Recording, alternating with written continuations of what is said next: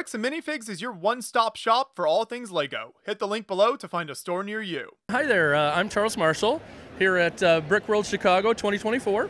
And I have a display here where I like to show off some of the, what I refer to as mega figs. They're large-scale versions of LEGO minifigs for Star Wars. And I've got quite a few of them with us here today, including some creatures and vehicles for them to be on. But I thought we could just take a quick run through. We've got a little bit of a different design process for these. I feel them when I do like city mocks and that kind of thing, trying to capture both the scale and then get the scaling right for the details can be a little tricky. My method for this is I choose to build in Studio, and so I'll usually bring that up and have it on a couple screens so that I can bring up whichever minifig I'm trying to mock up.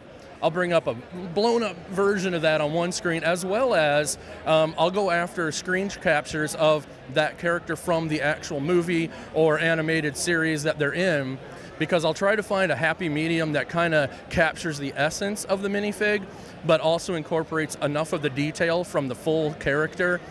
So you get kind of the end result is like a really neat thing that looks like the minifig at first glance, but then you also see like some really cool details on them besides.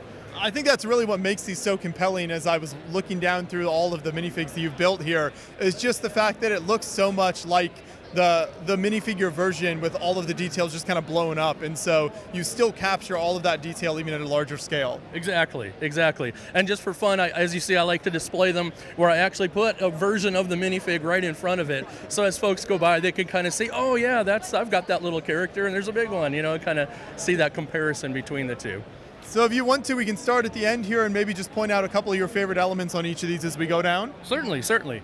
So right off on the end here, we've got Princess Leia as Boushh from Return of the Jedi here. And this is one of the ones that actually is utilizing an official LEGO set, the Boushh helmet. We do a slight modification to them, remove the stand, make some internal changes to make it a little stronger without the stand being on there. And then we go through and design the actual character. This one's kind of neat. We tried to incorporate some gold elements in there to kind of pop on the chest belt, as well as giving her some, you know, like her weapon and her thermal detonator there. Just some throwbacks to what you see in the movie there. But yeah, she's a really neat one. She's got kind of, if we can spin her around, she's got some detail on the back. So we've got a little bit of that cape back there as well, and some detail. I do try to make the details 360 because as you can see, like with my Mandalorian down there, a lot of times I'm actually displaying them where you can see all sides.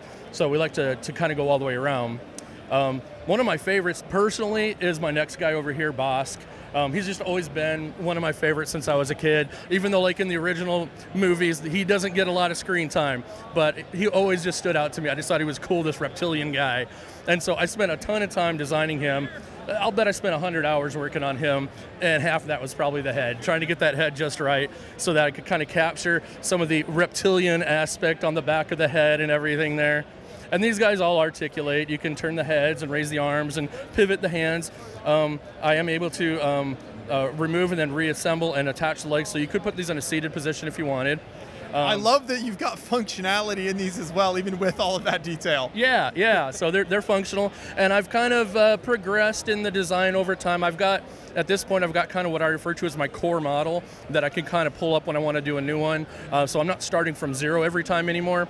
And my core model keeps evolving to get better and stronger. You know, some of the earlier designs had some weak points that, you know, I wasn't real excited about, so we fixed them. So some of my newer builds, much more solid, but still always just as posable and super fun to have. So yeah, and then we've got a fan favorite right here. Obviously, everybody loves Boba Fett. We actually have two Boba Fetts in our display today. This one here is Boba Fett from the kind of the original version that you would have seen on screen in like Return of the Jedi. And then on the far end, when we get down there, you'll see we have a version that's kind of circa Book of Boba Fett. And so you'll see some differences in like his armor and his jetpack. You get some different coloration there as well. But he's always a fan favorite. Everybody loves Boba Fett, right? Absolutely. One of the cool things here in the way you've set up your builds is also just the presentation with these boxes and then the LEGO Star Wars sign as well. Yeah, so real quick on the boxes. So originally I just started building these things just for fun. I work from home. I've got a shelf up there so I can put them on that shelf, and it keeps me happy while I'm working. They're just cool to look at, right? And then kind of got convinced to show them off, at a show last year. And it's like, well, I needed a way to get them there. So another hobby of mine is I like to build furniture. I do woodworking. And so it's like putting some quick crates together seemed like an obvious solution. So I built these crates here. I just call them my brick crates. And we actually pack them with polyfill and kind of sandwich each character gets his own crate. And we sandwich them in there. Some of the crates I do the fun stenciling on. We'll get some Rebel logos or the Imperial logo on there just to make them stand out. And it's like, well, you know what? We can kind of get some elevation in our display that way. So why not use them, even though, these are what they actually arrived at the show in. We use the empty crates to help kind of elevate the display. And then my Star Wars sign here, that was just something fun to kind of help, describe what our display is all about. Fun fact on that one, I tried building it ground up like what would seem logical. I could not get the shape of the font in that to work for me at all that way. So this sign is actually built from left to right. It's on its side right now, technically. So the studs are on the left side here where it says Lego, and the bottoms of it is all the way at the far end there. But I was able to get the curve of the letters much closer to the way I wanted to that way, because that Star Wars logo has its own font, and it can be tough to match. So I'm pretty happy with the way it came out. But so that's a pretty cool thing. Kind of draws your eye up, keeps you from being a little two-dimensional. But that seems to be kind of my thing. I'm all about going big, and I've got even bigger plans in the works in this. So upcoming shows, we've got some even bigger and cooler things to show as well. But so stay tuned for that. But as we go down, we've got some more unique guys. We've got a speeder bike here with a little bit of ground effect there, with our Scout Trooper on there. That's another fan favorite. Everybody, walks by and they're like, "Oh my gosh, a speeder bike!" Because I think if you were a little boy and you saw, the Return of the Jedi on the big screen, when that speeder bike came out on those screens, every little boy wanted a speeder bike, myself included. I ride a motorcycle today because I saw speeder bikes back then. So super cool there, and he's fun. And again, he's freestanding, so he just goes on there and gets mounted. I have a little strut to give him some support, just to make sure if somebody bumps the table, he's not going anywhere. But so super cool there. And again, he's one of the ones that utilizes one of the official Lego helmets. So that's the actual Scout Trooper helmet on there that Lego puts out. Again, subtle modifications to keep it that way, but once he's mounted on the body. Yeah. But then as we move down, we've got our Tusken Raider. He's one that does not utilize any kind of official Lego set as a component at all. He's a true mock from head to toe. He's got his Jaffe stick there so that it kind of matches the minifig down there as well. But we just thought he was really cool. My sister and I, who always comes to the shows with me, he's one of her favorite characters too. So it's like, we got to do that. So we did him pretty early on, and pretty happy with the way he came out. We've kind of got the crisscross belt on him. I know there's different versions of the minifig for him. One just has like the single cross chest belt. He had the double cross, so we kind of tried to match that particular minifig, which at least where I live, that seems to be less common to find those. But that seemed like the one we wanted to do because it lets us get more detail on the chest that way. He's a little more awkward to carry around because while he does have legs, and technically I've got my hip joint in there, obviously he's not posable because he kind of has the long robes that cover it all. So he's a little more fragile to carry around. But by and large, we're able to get these guys to the show pretty well using the crates the way that we do. But then one of my newest builds here is, and certainly favorites, is the Mandalorian. Everybody loves the Mandalorian, myself included. We designed him to work with the official helmet, and we really tried our best to incorporate as many of the silver pieces into him as possible. Originally, when I was working with him in studio, I originally laid it all out with just the gray pieces, and he looked great.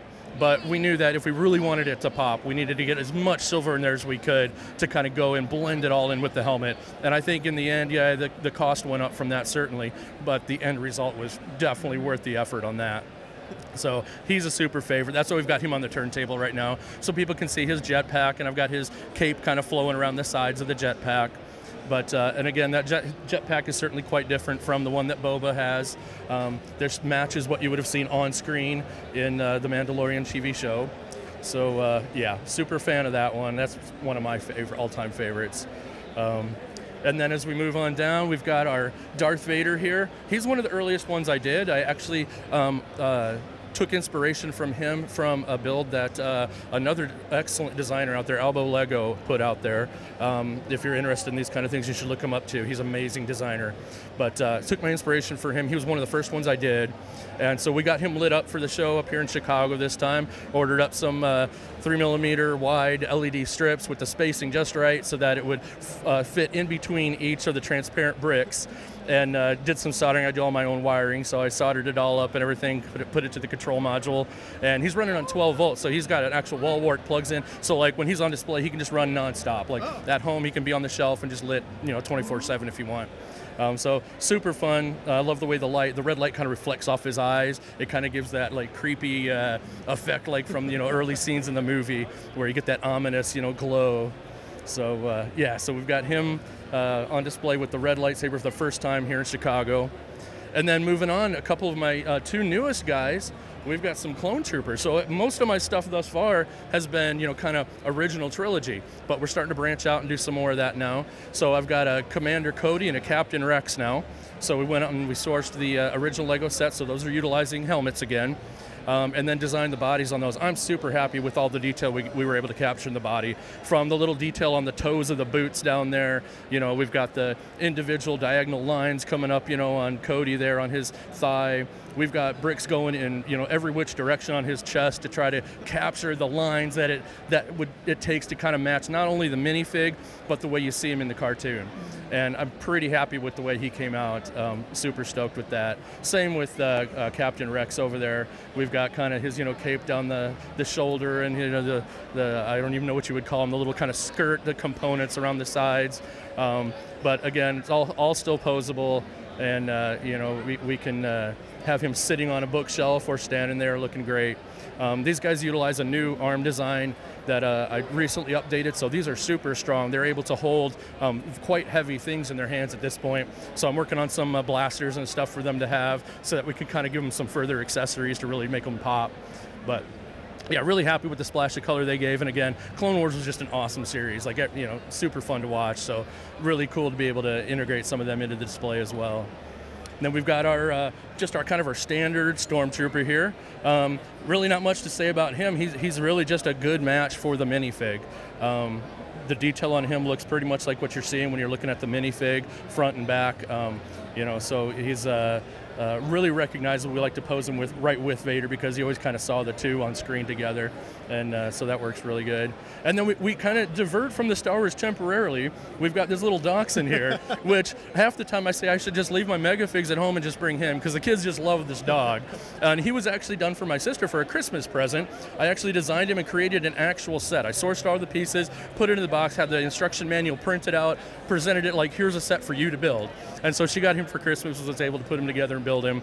And so now we bring him to the show too, just to be able to show him off. So she calls him Jasper. So that's Jasper the Dachshund. But then moving on, one of my obviously favorite things here, and kind of a crowd pleaser, is my Tauntaun with Han Solo on it. The Empire Strikes Back is my favorite of all the Star Wars movies. As a kid, that just really hit. Those opening scenes with the AT-ATs walking across the snow just was awe-inspiring. And so I've always been obsessed with everything to do with Hoth. And so he's the first in what's going to become kind of a series of larger scale Hoth builds. And he is actually freestanding on his own feet. He has no support, just the two ankles.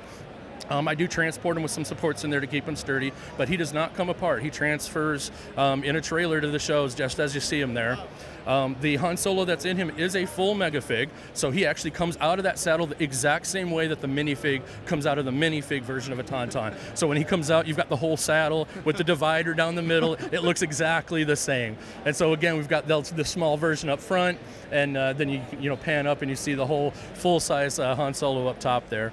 But he's super cool. To help keep him that sturdy, while he is solid, and he and Han Solo together, you're looking at about 10,000 pieces.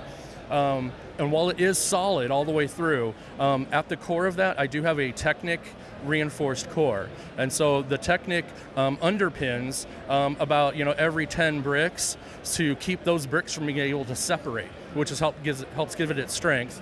And then each of those kind of reinforcements are overlapped. So, and then as we come forward into the head, we've got some of that kind of cantilevering going on, so it carries the load of that front heavy head and chest all the way down through the bottom of his heels. And so it allows him to just free stand there, even with the front heavy body, he stands there and he's pretty solid. So we're super pleased with the way he came out. A couple of fun things we did. We put him on the snow platform, and he's got some footprints in the snow behind him. So it's like he walked up onto the platform there, and it's fun to watch when kids realize that and they notice it. They're like, oh my gosh, there's footprints there. It's like, yeah, we try to add the little fun elements in there like that. But yeah, he's certainly I'm most proud of him. A lot of design time on him. For me, a lot of build time to get him just the way I wanted it. But yeah, super pleased with him. And like I said, more Hoth stuff to come, so stay tuned on that. But then moving on down past that, we get into a kind of a cool area. This is a collaboration I'm doing with a gentleman named Tim Woods. And this is going to be Boba Fett's throne room from circa Book of Boba Fett. And so we've got his sidekick here. We got Fennec Shand next to him.